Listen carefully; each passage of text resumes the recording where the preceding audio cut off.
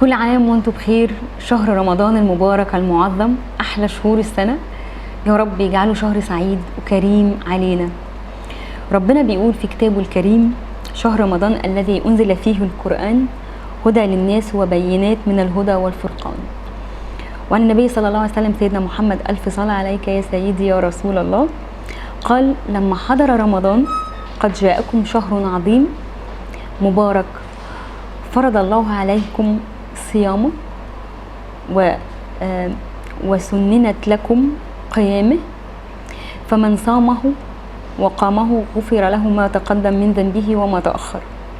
وهو شهر تفتح فيه أبواب الجنة وتغلق فيه أبواب الجحيم وتغلى فيه الشياطين، فيه ليلة مباركة خير من 1000 شهر، هي طبعا ليلة القدر. اللهم ارزقنا إياها، كل عام وانتم بخير. تاني رمضان مع بص وطل وقمر 14 بجمهوري الجميل، ربنا يخليكم ليا ودايما يقدرني افيدكم بكل جديد لبشرة وشعر وكل حاجة تفيدكم. رب كل عام وانتم بخير.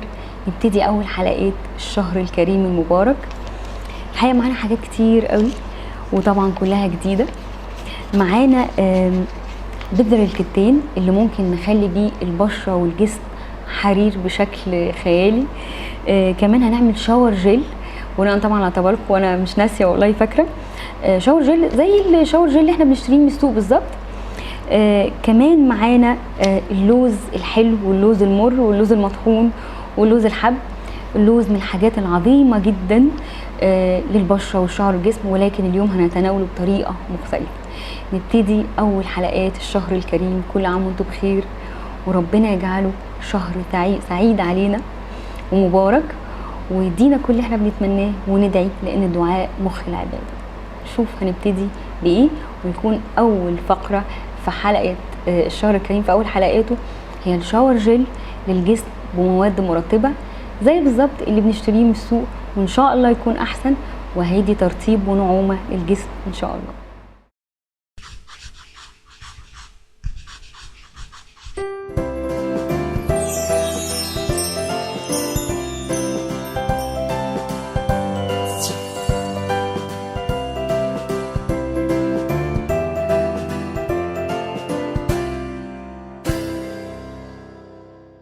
اهلا بيكم في اول حلقات الشهر الكريم المبارك، وهنبتدي اول حلقاتنا بالشاور جل. الحقيقه الشاور جل هنعمله يوم طبعا فيه مرطبات زي اللبن وزي ميه اللوز، وهنشوف مع بعض نطلعها ازاي ميه اللوز دي، ولكن هي هتبقى مواد جديده وحصري لبص وطول وجمهور بص وطول، ان احنا نبتدي نستخدم 10 مواد جداد يمكن على حضراتكم ما استخدمناهمش قبل كده. هنعمل بيهم الشاور جل اللي زي ما بنستخدم شاور جل بنجيبه من السوق العادي جدا، وهي مواد بسيطه ونقدر نلاقيها في السوق. وهنجيب المواد دي ان شاء الله في بعض عطارين ممكن نلاقيها عندها، يعني نلاقي المواد دي عندهم، ولكن الافضل ان احنا نجيبها من عند المحلات اللي بتبقى داير مدار الحسين او العتبه اللي بتبيع المواد الكيماويه او مكسبات الطعم واللون والريحه، هنلاقيها متوفره وموجوده وسعرها معقول جدا. ولكن انا هقول المواد الاول وبعدين نشتغل بيهم على طول طبعا عملي، بس عشان المواد شويه جديده واسميها يعني نبقوا عارفينها اكتر. اول ماده هي ماده التكسابون. الماده التكسابون دي ماده اللي هي هتصبن الشاور جل ودايما بنسيحها الاول. تاني ماده ماده اسمها الكي دي، دي ماده اسمها كده الكي دي. ثالث ماده حاجه اسمها بي بي 25 البي بي 25، دي ماده مانعه لتجمع البكتيريا. رابع ماده هي بي بي 7، بي بي رقم 7 هي الارقام زي ما انا بقولها كده، هي دي اسامي وارقام الماده اللي احنا بنشتريها.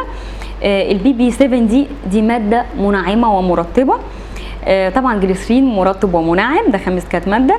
سادس ماده حاجه اسمها سي سول، هي اسم الماده كده سي سول.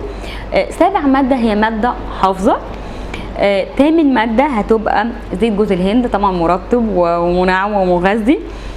تاسع ماده حاجه اسمها سترايك اسيد، وسترايك اسيد هو ملح الليمون.